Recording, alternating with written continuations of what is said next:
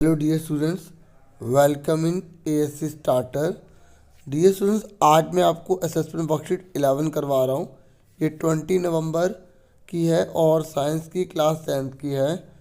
इसमें total 10 questions है, ये एमसीक्यूज हैं और ये चैप्टर नंबर जो आपका 11 है, चैप्टर 6 है।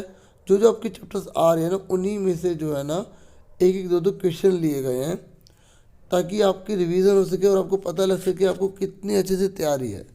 तो आप पहले खुद ट्राई कीजिए, फिर उसके बाद आंसर्स देखिए ताकि इससे आपको आइडिया हो सके कि आपने कितनी अच्छे से तैयारी की है। देखिए, पहला बोला गया है the enzyme that breaks down starch into simpler form is known as. तो उसे क्या बोला जाता है? एमिलेस, लाइपेस, पैप्सिन या ट्रिप्सिन? तो देखिए, इसको बोला जाता है एमिलेस। ठीक है, ये जो एंजाइम है ना, जो स्टार्च को सिंपल फॉर्म में बदल देता है यानी कि शुगर में बदल देता है, वो है एमिलेस। जो लाइपेस होता है ना, ये जो एंजाइम है ना, ये फैट को लिपिड्स में बदल देता है। और जो पैप्सिन और जो ट्रिप्सिन है ना, ये दोनों किस में पाए जाते हैं? पैंक्रीज में, है ना। तो पैप्सिन जो है वो प्रोटीन को ब्रेक करता है, ट्रिप्सिन जो है प्रोटीन को किस में बदल देता है? पेप्टोन्स में बदल देता है। तो इसका आंसर क्या हो गया? ए हो गया। ठीक है, उसके बाद नेक्स्ट है chemical formula of glucose, bleaching powder and gypsum is. तो ये आपके चैप्टर नंबर 2 से है। ठीक है, और वो जो था चैप्टर 6 से था।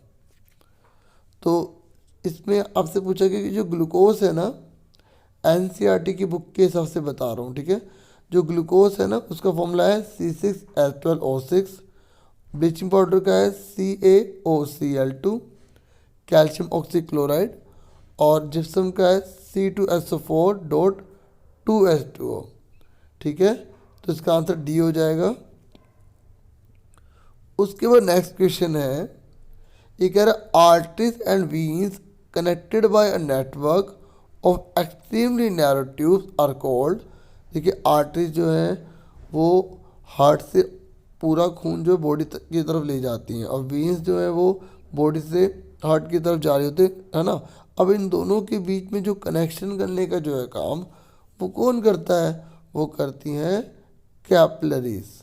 ठीक है, तो आर्टरीज मोटी होती है और वीन्स जो है उसके मुकाबले थिन होती हैं। ठीक है, और इसका आंसर क्या आ गया? बी आ गया।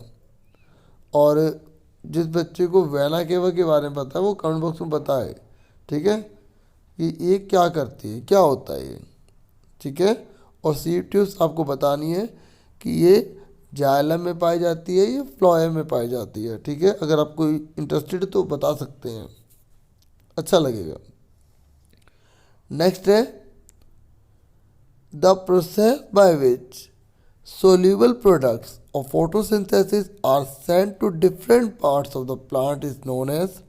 देखिए, जो प्रोसेस है जिसमें सोल्यूबल प्रोडक्ट्स, इसकी जगह फूड भी लिखा आ सकता है, क्योंकि देखो जो पौधों के द्वारा जो भोजन बनाया जाता है उसे सोल्यूबल में कन्वर्ट किया जाता है। फोटोसिंथेसिस से बनता है ना भोजन पौधों के अंदर।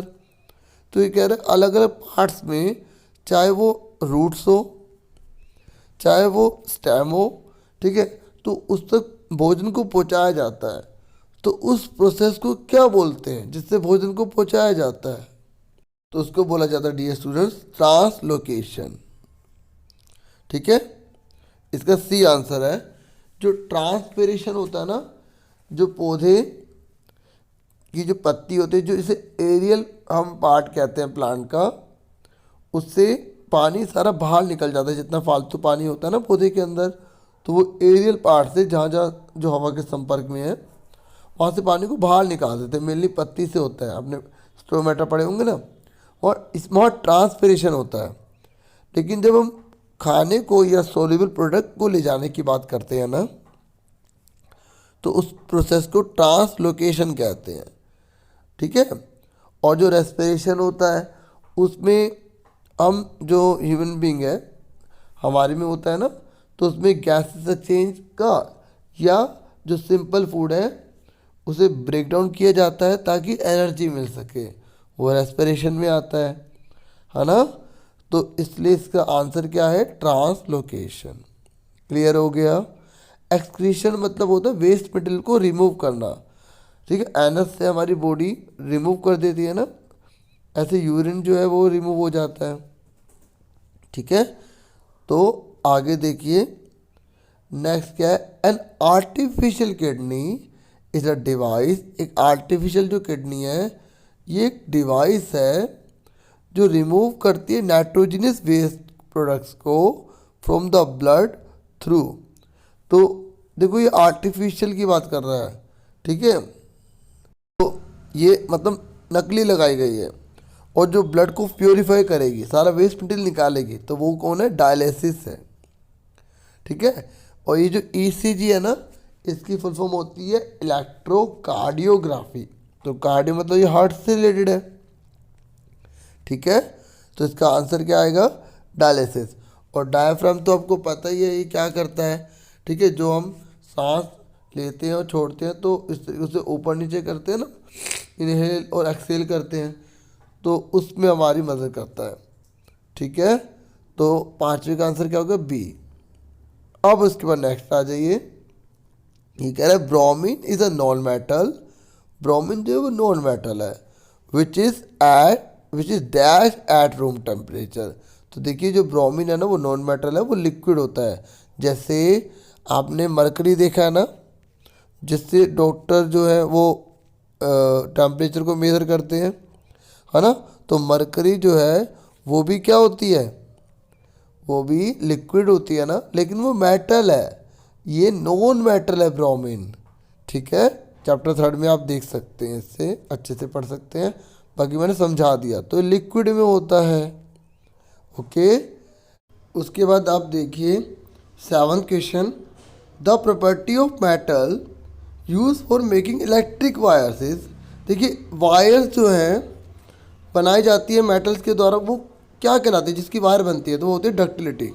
ठीक है, सोनस का मतलब होता है साउंड प्रोड्यूस करना, मेलेबिलिटी का मतलब इसकी पतली पतली शीट बन जाए, और डक्टिलिटी का मतलब होता है जिसकी हम वायर बना सकते हैं, और कनेक्टिविटी जिसमें से करंट ट्रांसफ़र हो जाता है। ठीक है, यहाँ वायर्स की बात कर रहे हैं तो हम वायर को कंसिडर करेंगे। ठीक है, तो इसका आंसर क्या आ गया, सी। क्लियर। अब आगे देखते हैं, तो नेक्स्ट क्वेश्चन है, a metal x is soft. एक मेटल एक्स है वो सॉफ्ट है, and can be cut with a knife, और चक्कू से भी काटा जा सकता है। ठीक है, और दिस इज वेरी रिएक्टिव, और ये बहुत रिएक्टिव होता है हवा में, and kept in kerosene oil.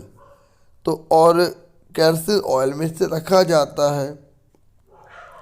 तो इस एलिमेंट का नेम क्या है, तो देखिए सोडियम और पोटेशियम दोनों ही सॉफ्ट होते हैं, और दोनों को ही केरोसिन ऑयल में रखा जाता है। तो इसलिए इसका आंसर क्या हो जाएगा, डी। ओके, डी हो जाएगा। नेक्स्ट है, the colour of which bands the least oil passing through a glass of prism. जब हम ग्लास ऑफ प्रिज्म देखते हैं तो कौन सा ऐसा कलर है जो बहुत ही ज़्यादा लीस्ट जो है मतलब बहुत कम झुकता है। देखिए विबग्योर होता है ना, आपको पता होगा विबग्योर, GYOR, फिर ऐसे GY ऊपर OR ऐसे आता है ना, ये होते हैं ना कलर। तो जो नीचे है ना वो उतना ज़्यादा झुकता है, और ये जो रेड है ना R, ये सबसे कम झुकता है। ठीक है, तो इसका आंसर क्या आएगा, रेड। ये मतलब violet, indigo, blue, green, yellow, orange, red. ठीक है, तो अगर आपसे पूछेगा ना सबसे ज़्यादा कौन सा झुकता है, मोस्ट जो है बैंड कौन सा होता है, तब वो वॉयलेट बताते हैं। ठीक है, लेकिन इसे लीस्ट बोला है तो क्या बताएंगे, रेड। रेड। ओके, नीचे से ऊपर की तरफ। ओके, जितना नीचे वो उतना ज़्यादा झुका हुआ है। नेक्स्ट, अगर give an example of phenomena where Tyndall effect can be observed. जहाँ पर टिंडल इफेक्ट दिखाई देता है वो कौन सा है, रेड कलर ऑफ स्काई। क्या है इसका answer, red colour of sky. और जो रेनबो है ना, वो जो एटमॉस्फेरिक रिफ्रैक्शन का प्रभाव है। ठीक है, रिफ्रैक्शन होता है ना, किस तरीके से जो ड्रॉप होती है वो किसका काम करती है, वो काम करती है प्रिज्म की तरह, है ना। और ट्विंकलिंग स्टार भी एटमॉस्फेरिक रिफ्रैक्शन है। और जो रेड कलर स्काई है जो सुबह और शाम के समय हमें दिखाई देता है, जिस, है ना, हल्का हल्का, तो उसी को ही हम एक तरफ ही, सब जगह तो नहीं होगा, उसको हम टेंडल इफेक्ट का एग्जाम्पल कह सकते हैं। ठीक है, और आप जब चैप्टर्स देखेंगे 11 चैप्टर के अंदर है तो आपको इसमें मिल जाएगा। ठीक है, और अच्छे से आप करना है कि किस में डिस्पर्जन होता है, किस में एटमॉस्फेरिक रिफ्रैक्शन होता है, किस में टेंडल इफेक्ट होता है, क्योंकि ऐसे क्वेश्चन एग्जाम में अभी आपके प्री बोर्ड में भी आया था। ठीक है, तो आने वाले टाइम में भी उसी के चांस है। तो आपसे फिर मिलेंगे एक नेक्स्ट वीडियो में। अपना पूरा ध्यान रखना। Thank you for watching.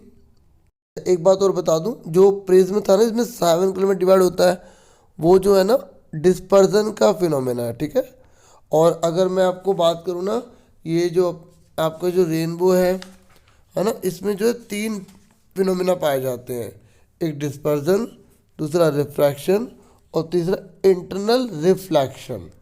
ठीक है, जब आप सपोर्टिव मटेरियल से देखेंगे या बुक से देखेंगे आपको क्लियर हो जाएगा। सपोर्टिव में तो नोट्स बना के दे रखे हैं ना, उसमें आप आराम से पढ़ लीजिएगा। और अगर कोई कहे कि सपोर्टिव मटेरियल सर मेरे पास नहीं है, मैं प्राइवेट स्कूल से हूँ, तो देखिए मैंने एक वीडियो बना दी है, डीओई ने ना इशू कर दिया न्यू सपोर्टिव मटेरियल, तो आप उस वीडियो को देख सकते हैं। ठीक है, अब डिस्क्रिप्शन में अगर मैं प्रोवाइड कर पाऊँ तो आप लिखो सपोर्टिव मटेरियल, फिर मेरे चैनल का नाम ASC स्टार्टर, फिर वो वाली वीडियो खुल जाएगी, उसके डिस्क्रिप्शन में लिंक मिल जाएगा। नहीं तो आप गूगल पे सपोर्टिव मटेरियल लिख लीजिए तो उससे शायद आ जाए, अपडेट हो गया हो तो, नहीं तो डीओई की साइट पर जाके देख लीजिएगा। Thank you for watching and take care your students.